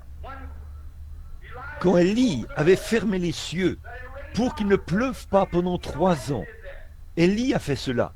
Qu'il ne pleuve pas pendant 3 ans et 6 mois. Et quand il a mis sa tête entre ses petits genoux maigres, probablement que s'il venait à votre porte ce matin, vous le chasseriez. Les cheveux tout ébouriffés, comme je ne sais quoi. Un petit morceau de peau de mouton enroulé autour de lui, comme ceci. Une cruche d'huile et un bâton. Et le voilà qui arrive. Ce crâne chauve qui luit. Il se tenait là, il s'est agenouillé, a mis la tête entre ses genoux et il a prié. Ô Dieu, les ennuis sont maintenant écartés du chemin. Israël s'est repenti. Viens, Seigneur, et envoie-leur la pluie, comme cette femme l'autre jour, quand elle a été libérée du péché. J'ai dit, Satan, tu ne peux pas la retenir. Non, monsieur, c'est ça. Viens, Seigneur. Très bien. Les ennuis ont disparu. Il a prié 6 fois. Il est redescendu. Cela ne l'a pas arrêté. Il a continué à prier. C'est vrai. Puis, au bout d'un moment, Géasi, son serviteur, est monté et a regardé. Et il est revenu. Il a dit, « Oh, je vois un petit nuage de la taille d'une main d'homme. » Eh bien, les cieux, ils n'avaient pas plu depuis 3 ans et 6 mois. Ils étaient des reins. Les reins représentent le jugement divin, l'autel des reins, le jugement contre la nation qui avait oublié Dieu. Des cieux, des reins. Je voudrais bien que nous ayons le temps d'aborder ça. Mais là, l'incrédulité aurait pris ça et l'aurait rejeté. Eh bien, si c'est tout ce que tu peux m'envoyer, oui. Mais qu'est-ce qu'Élie a vu quand il a vu la toute première roue tourner? Oh là là! Il a dit, j'entends un bruit qui annonce une abondance de pluie. Aucun nuage plus gros que ça. Comment cela pourrait-il arroser une nation? Eh bien, si le nuage est tellement... Il fait tellement chaud dans ces cieux que ça aurait... ça se serait vaporisé. La vapeur serait disparue vite comme ça. Mais dès qu'Élie a vu le premier signe, la première toute petite action, il a dit, j'entends un bruit qui annonce une abondance de pluie. Alors que ce n'était qu'un nuage gros comme ça. Frère, je crois que, en ce moment même, à cette minute même, que la puissance du Saint-Esprit qui est dans cette pièce pour rafraîchir tous les malades ici, si vous pouvez sentir le nuage de la taille d'une main d'homme, crier et hurler, j'entends un bruit de parfaite guérison. Dieu doit le faire. N'allez pas rejeter ça et dire, eh bien, je n'ai rien reçu. Alors ces choses mourront. Les flots brûlants de l'enfer et le doute feront disparaître ces choses de votre âme. Mais quand vous avez cette petite semence, tenez-vous-en à cela. Ce n'est pas comme le rocher de Gibraltar, c'est comme le rocher des âges. Tenez-vous là, et vous sentirez un bruit qui annonce une abondance de pluie. Vous êtes l'enfant de Dieu. Satan vous a infligé cette affliction. Et vous savez quoi? Christ a déjà guéri chacun de vous. Un pécheur vient à l'autel et dit, « Frère Branham, je veux que vous priez pour moi. Je veux être une bonne personne, mais priez pour moi. » Et il retourne à sa place. Le soir suivant, on dit, « Combien veulent être sauvés ?» Le voici qui se lève. « Tu veux être sauvé, jeune homme ?»« Oui, monsieur. » « Eh bien, pourquoi n'es-tu pas sauvé ?»« Je ne sais pas. » On lui dit, « Tu es simplement... » Le diable retient ce garçon, c'est tout. Il veut faire ce qui est bien, mais il y a un esprit, une puissance qui ne lui permet pas d'être en règle. Alléluia, voilà, c'est ça. Ce n'est pas étonnant. Dieu ne permettrait jamais à un véritable homme de Dieu de dire qu'il peut guérir quelqu'un. Christ a accompli cela quand il est mort. Je ne pourrais sauver personne, et personne d'autre ne peut sauver qui que ce soit, sauf Dieu. Dieu ne peut pas vous sauver, parce qu'il l'a déjà fait. La seule chose que vous avez à faire, c'est de l'accepter. C'est déjà fait. Je n'ai pas été sauvé il y a 20 ans. J'ai été sauvé il y a 1900 ans. Mais il y a 20 ans, j'ai reçu le salut et je l'ai accepté. Si ce n'était pas le cas, quand j'ai fait mon premier péché, Dieu m'aurait rayé de la face de la terre, parce qu'il a dit qu'il le ferait, et il doit tenir sa promesse. J'ai été guéri il y a 1900 ans, mais je dois l'accepter. Et la seule chose qui m'empêchait d'être sauvé à l'âge de 12 ans, c'est qu'un esprit se tenait là, au-dessus de moi. Un démon qui me disait « Attends encore un peu ». C'est pour ça que vous n'avez pas été sauvé lorsque vous avez atteint l'âge de raison. Un esprit que vous avez reçu dans un groupe, et c'est ce qui planait au-dessus de vous, et restait au-dessus de vous. Vous aviez le désir de faire ce qui est bien. Il n'y a aucun homme sensé qui ne désire pas faire ce qui est bien. Mais quelque chose vous empêche de faire ce qui est bien. Pas vrai? C'est le diable. Alléluia. Christ a payé le prix de votre guérison et de votre salut. Maintenant, voici ce qu'il en est. Tenez-vous bien. Il a donné à son Église le mandat de chasser ces démons-là. Voilà. En mon nom, ils chasseront les démons.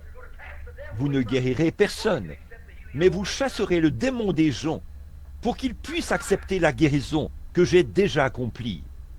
C'est vrai, des prédicateurs se tiennent sur l'estrade et prêchent l'évangile. Les démons sont mis en déroute.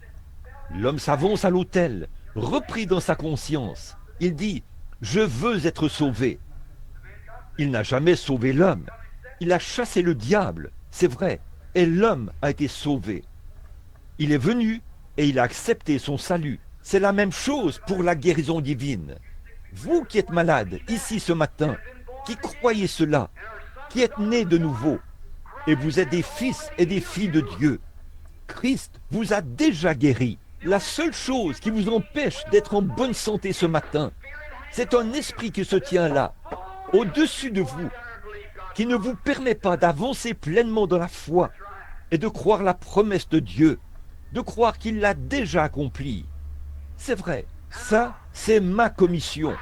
C'est ce que Dieu m'a donné. C'est ce qu'il a donné à chaque prédicateur de l'Évangile qui croira. La puissance et l'autorité pour briser cet esprit. Je crois de tout mon cœur que toutes les puissances démoniaques qui sont ici en ce moment sont déjà brisées. Je le crois. Je crois que chaque personne malade qui est ici en ce moment se sent très différente. Si c'est vrai, levez la main, vous qui étiez malade. Vous voyez ça? Vous, qu'est-ce qui se passe? Ce démon vous a quitté. Il faut qu'il le fasse. La foi vient de ce qu'on entend, et ce qu'on entend vient de la parole. Jésus-Christ est mort pour vous. Vous pouvez être guéri maintenant même pour accomplir cette commission. Vous qui êtes malade ici ce matin, ou qui l'étiez, ou qui êtes venu ici dans cet état, pendant que cet esprit est sur vous, pendant que vous sentez l'Esprit de Dieu, on arrive à « Oh, je suis désolé, nous avons dépassé le temps prévu. » Vous tous qui êtes malades, qui étiez malades, quand vous êtes entrés ici, je veux que vous vous avanciez ici pour que je puisse accomplir ma commission. J'ai une obligation envers mon Seigneur. Et les affirmations que j'ai faites, qu'un ange divin est apparu à ma naissance, qu'il m'a commissionné à l'âge de 12 ans, et m'a envoyé ici il y a quelques années, et il a dit ces choses. Et ça, c'est incontestable. Dans le monde entier, les démons et les incrédules, les sceptiques et les agnostiques et les modernistes et les communistes et tout le reste ont contesté cela en déclarant leur manière de voir ces choses. Certains d'entre eux ont dit du spiritisme. Certains d'entre eux ont dit c'est l'œuvre des démons. Et l'autre a dit c'est de la télépathie mentale. Et chaque fois qu'ils se sont élevés contre ces choses, le Dieu Tout-Puissant s'est tenu devant moi et a vaincu cela. C'est vrai. Présentez cela où vous voulez, dans le pays que vous voulez. Dans chaque pays où je suis allé, chaque ville, ou presque, j'ai dû combattre cette chose-là. Ils disent, c'est de la télépathie mentale. Je disais, faites sortir tous ceux qui pensent que c'est de la télépathie mentale. Faites sortir tous ceux qui me connaissent d'une manière ou d'une autre. Amenez-moi le patient. Ils disent, c'est du spiritisme. Je dis, alors si moi, par le spiritisme, je gagne des âmes à Jésus-Christ et je vainc des démons, vous, que faites-vous avec ce que vous avez? Jugez-les par le fruit, a dit Jésus. C'est ainsi que vous les reconnaîtrez. Avez-vous déjà vu un spirit chasser des démons? Vous n'en verrez jamais. C'est vrai. J'ai dit, Jésus a dit, c'est à leurs fruits qu'ils les reconnaîtront. J'ai dit, au cours des quelques dernières années, par la grâce de Dieu, j'ai gagné 350 000 âmes à Christ. Vous, qu'avez-vous fait? Un homme est venu me voir ici et m'a dit qu'une certaine femme lui avait dit que j'étais un démon et que tout mon travail était fait par le démon. Ils se sont retirés de l'église ici et il y en a un groupe qui est parti avec eux, comme ça. J'ai dit, qu'avez-vous fait? Montrez-moi le fruit. Ces gens ont commencé là-bas et Dieu a déraciné cela. Il a dit, tout sarment que notre Père céleste n'a pas planté sera déraciné. Quand j'ai fait construire ce tabernacle au coin de la rue et que je me suis agenouillé ici sur un tas de datura et de roseaux qui étaient ici, et ici, derrière cette chaire ce matin, alors qu'ici, c'était un étang, Dieu a dit, je le bénirai. Là, de faux prophètes se sont élevés. Ils ont dit, j'ai vu des automobiles entrer et sortir, et j'ai vu les pierres se détacher les unes des autres. C'était il y a 20 ans. Et aujourd'hui, il est toujours là. Et il sera toujours là. Parce qu'il était construit ici, en priant, avec larmes et beaucoup d'efforts. Et par la promesse de Dieu, il prévaudra. Sur cette pierre, je bâtirai mon église. Les portes du séjour des morts ne prévaudront point contre elle. Voilà. Oui, monsieur, ne prêtez pas attention à ce qu'ils disent. J'ai appris ma leçon quant à écouter des gens qui ne savent pas de quoi ils parlent. J'écoute une seule personne, c'est le Dieu Tout-Puissant. Jésus a dit, dès à présent, vous demandez en mon nom, demandez au Père en mon nom, et vous le recevrez.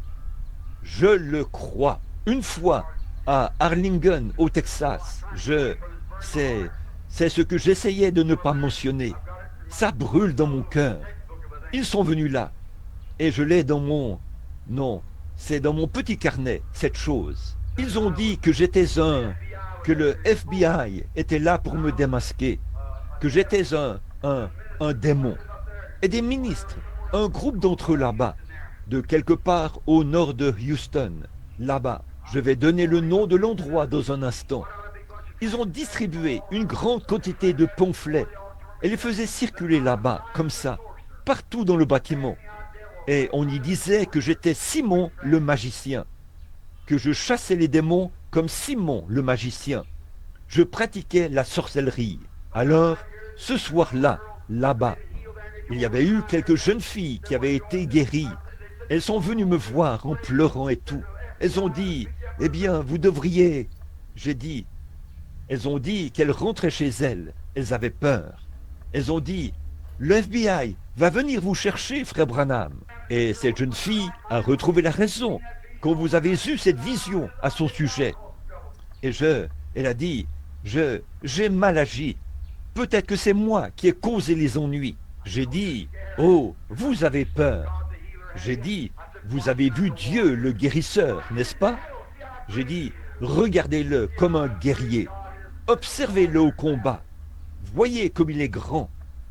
Voyez combien Dieu est grand en tant que guerrier au combat. Ce soir-là, je suis sorti et j'ai dit, tous les associés ici, dans ma campagne, M. Baxter, mon frère, et les deux jeunes filles qui ont été guéries, et ceux que ce ministre a dit aujourd'hui, faisaient partie des associés. Je veux que vous sortiez du bâtiment. Ils sont sortis du bâtiment. J'ai dit, bon, j'ai ici un bout de papier que le concierge du bâtiment est allé ramasser. Il en a ramassé des milliers qui étaient placés sur des voitures. Il a embauché de jeunes Mexicains pour aller les ramasser. J'ai dit, j'ai ici un petit papier ce soir qui dit que je suis Simon, le magicien, et que je serai démasqué par le FBI ici ce soir. J'ai dit, très bien, FBI, je suis sur l'estrade au nom du Seigneur Jésus-Christ. Montez sur l'estrade maintenant et démasquez-moi. J'ai dit, si je fais quoi que ce soit en dehors de la Bible du Dieu Tout-Puissant, venez ici et démasquez-moi. J'ai dit, où êtes-vous?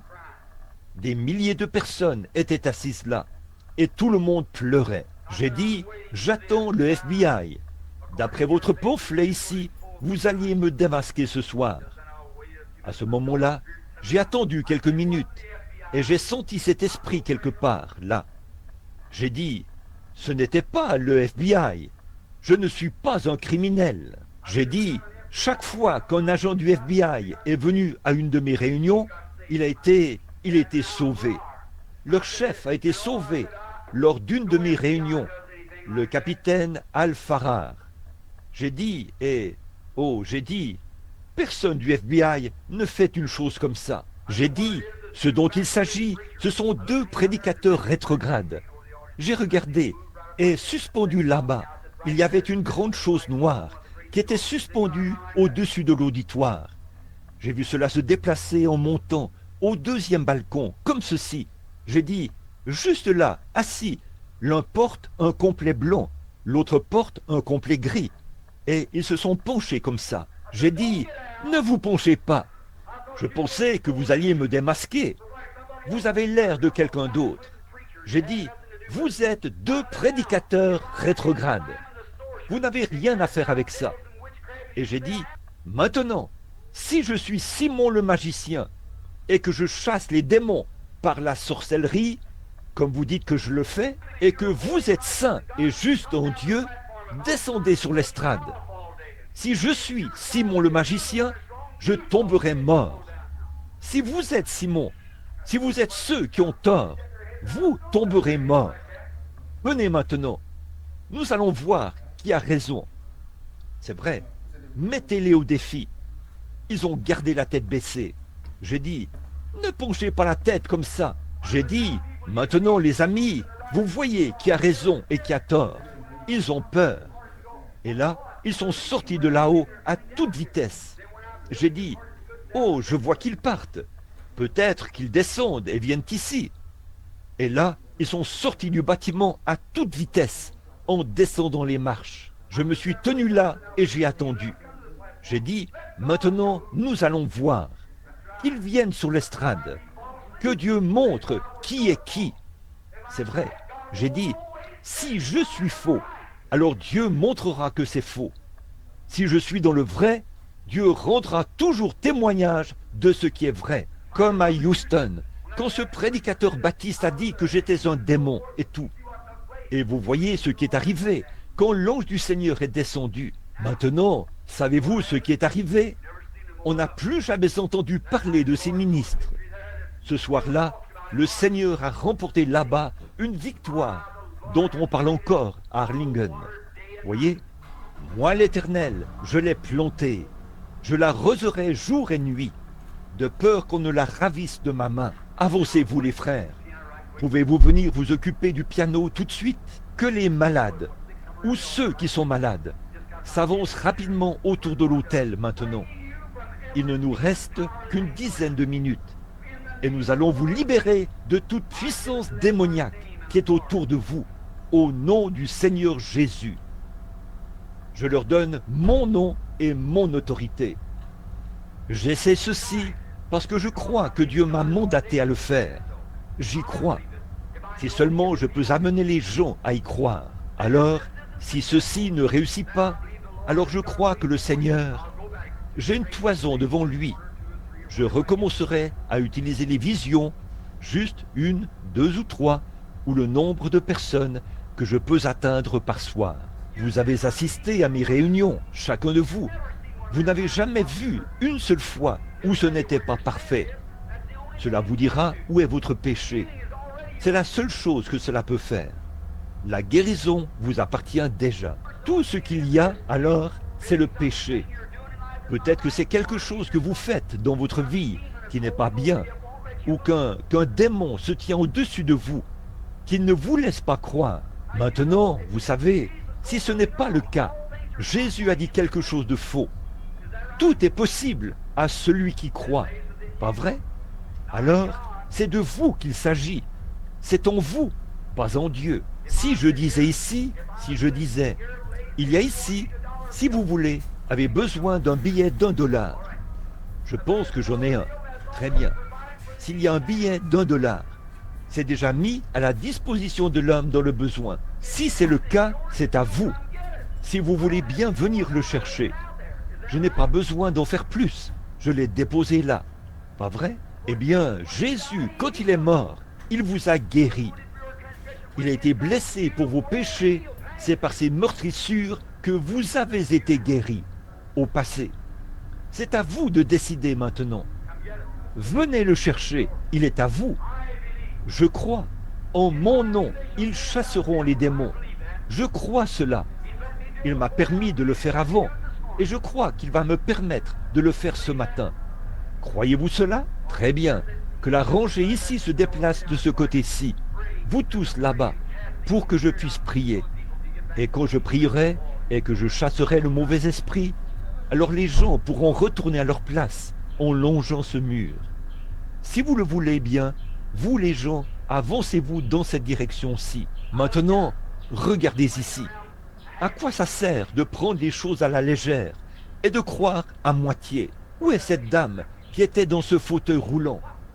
Vous, madame, quoi? À quoi ça sert de rester assise là? Jésus-Christ vous a guéri. Certainement qu'il l'a fait. Je l'ai vu emmener une femme tout à l'heure. Je crois que c'est l'homme qui se tient là qui l'a emmenée. Peut-être que c'est sa femme. Elle est infirme ou quelque chose comme ça. Madame, vous n'avez pas besoin de rester dans cet état-là. Une dame a dit qu'elle avait une petite fille ici, un petit enfant, qu'il y avait quelque chose qui n'allait pas chez elle. Et il y a toutes sortes de maladies et tout. Des sourds, des muets et des aveugles. Et quoi encore? Il n'y a aucune raison d'être comme ça. Courbons la tête.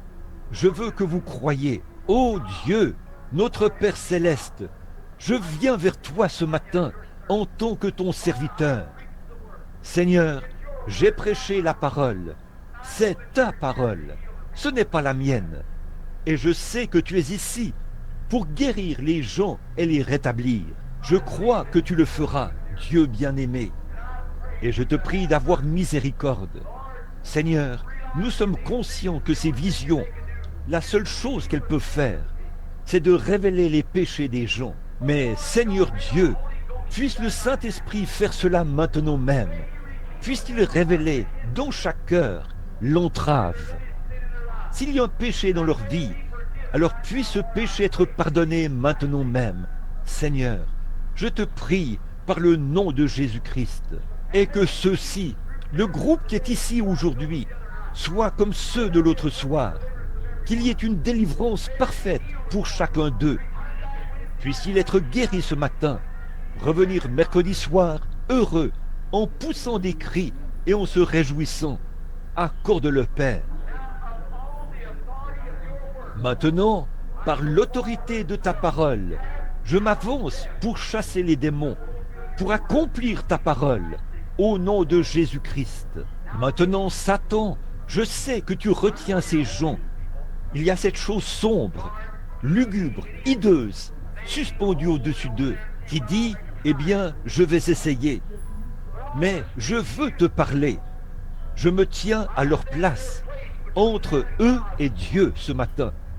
Je me tiens en tant que serviteur du Dieu Tout-Puissant. Mes péchés ont disparu par le sang de Jésus-Christ, par la foi divine que j'ai en lui, qui est le Fils de Dieu. J'affirme, et la Bible l'affirme la première, et je parle comme la Bible, qu'il t'a dépouillé au calvaire de toutes les puissances que tu as jamais eues. Et la Bible affirme que ses disciples doivent mener à bien cette commission qu'il avait ici sur terre jusqu'à la fin de l'âge. Et je suis son disciple. C'est pourquoi je viens ce matin en tant que représentant, un représentant de Jésus-Christ, en son absence. Je suis envoyé à sa place, et chaque fois que je l'invoquerai sur une personne, ta puissance sera brisée, et la personne sera libérée, repartira d'ici et sera rétablie. Je te défie au nom de Jésus-Christ. C'est par son sang que je me tiens ici, et quitte chaque personne à qui j'imposerai les mains, pas par ma sainteté, pas par mon nom, car mon nom ne veut rien dire pour toi. Ma sainteté ne veut rien dire. Je n'en ai aucune. Là, tu ne reconnaîtras pas mon nom, mais tu reconnaîtras Jésus, et tu sortiras. Et c'est à toi que je parle. Je vais maintenant lancer un défi. Et si tu essayes de retenir l'une de ces personnes, que la malédiction de Dieu vienne sur toi. Puisses-tu sortir, retirer ta main de sur ces chrétiens. Ta main sale qui rend malade, qui afflige et handicape ces gens, qui les rend malades et leur donne des maladies. Retire ta main au nom de Jésus-Christ. Nom de Jésus-Christ, le Fils de Dieu, je vous demande de vous lever au son nom, de rentrer à la maison en parfaite santé pour glorifier Dieu. Levez-vous.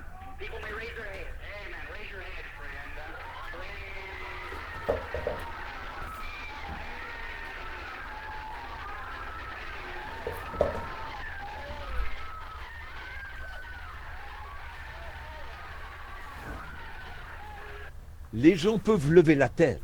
Dieu Tout-Puissant, auteur de la vie éternelle, donateur de tout bon don, envoie tes bénédictions sur cet homme qui se tient ici, sachant que c'est la seule chance de sa vie de redevenir un homme normal.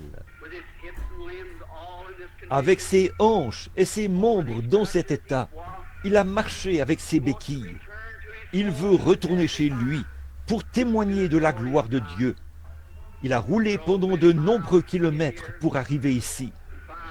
Et Père, je prie que cette heure soit celle où il dira dans son cœur, si d'autres le peuvent, moi aussi je le peux. Et tu es mort pour moi, pour me libérer, tout comme tu l'as fait pour les autres. Accorde-le, Père. C'est pourquoi Toi, démon, qui as rendu son corps infirme, je viens te défier par la foi pour te confronter en duel. Je t'adjure par Jésus, le Fils de Dieu, sors de cet homme. Soyez respectueux partout. Il retient le frère. Maintenant, juste un instant, ce n'est aucun de ces...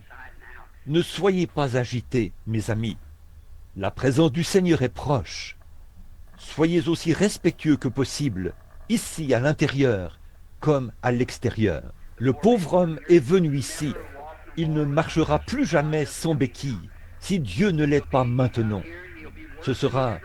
Il est venu ici, il sera pire que jamais s'il n'est pas guéri. On devra probablement le sortir d'ici en le transportant s'il n'est pas guéri. En effet, Satan, s'il peut trouver assez de puissance pour le briser, il le brisera carrément s'il le peut. Alors maintenant, soit Satan va le briser, soit Dieu va le délivrer et le rétablir parfaitement. Maintenant, vous tous, combien ici croient que Dieu m'a envoyé pour libérer cet homme ce soir, par son Fils Jésus-Christ? Très bien. Maintenant, soyez vraiment respectueux. Gardez la tête inclinée. Croyez-le de tout votre cœur, monsieur. Vous croyez que vous allez prendre ces vieilles béquilles, les jeter dans la voiture et rentrer chez vous. Puis vous les porterez sur votre épaule demain en vous promenant dans les rues de votre ville, témoignant pour Dieu. Vous n'avez pas la vie qu'il vous reste, frère.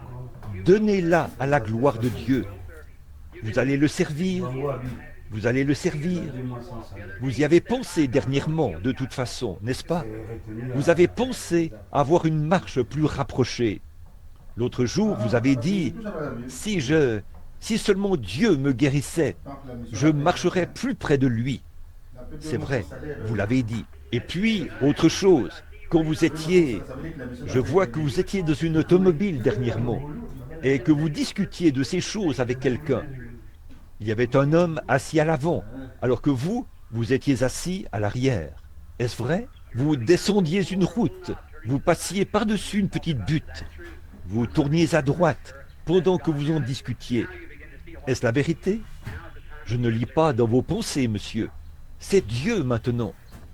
Et maintenant, vous commencez à ressentir ce de quoi je parle. C'est maintenant le moment de votre délivrance. Dieu Tout-Puissant, pendant que la puissance de ta présence est ici, qu'elle se tient ici pour délivrer cet homme.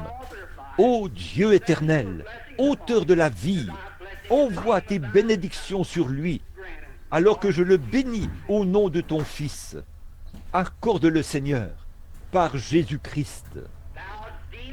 Toi, démon, qui as rendu cet homme infirme, mon frère, il a fait sa confession. Ses secrets ont été divulgués. Il est ici maintenant pour marcher. Tu ne peux plus le retenir. Il veut glorifier Dieu. Je viens te lancer un défi. Au nom de Jésus-Christ, par un don de guérison qui m'a été conféré par un ange, je t'adjure par Jésus, le Fils de Dieu, sors de lui. Voilà, il part.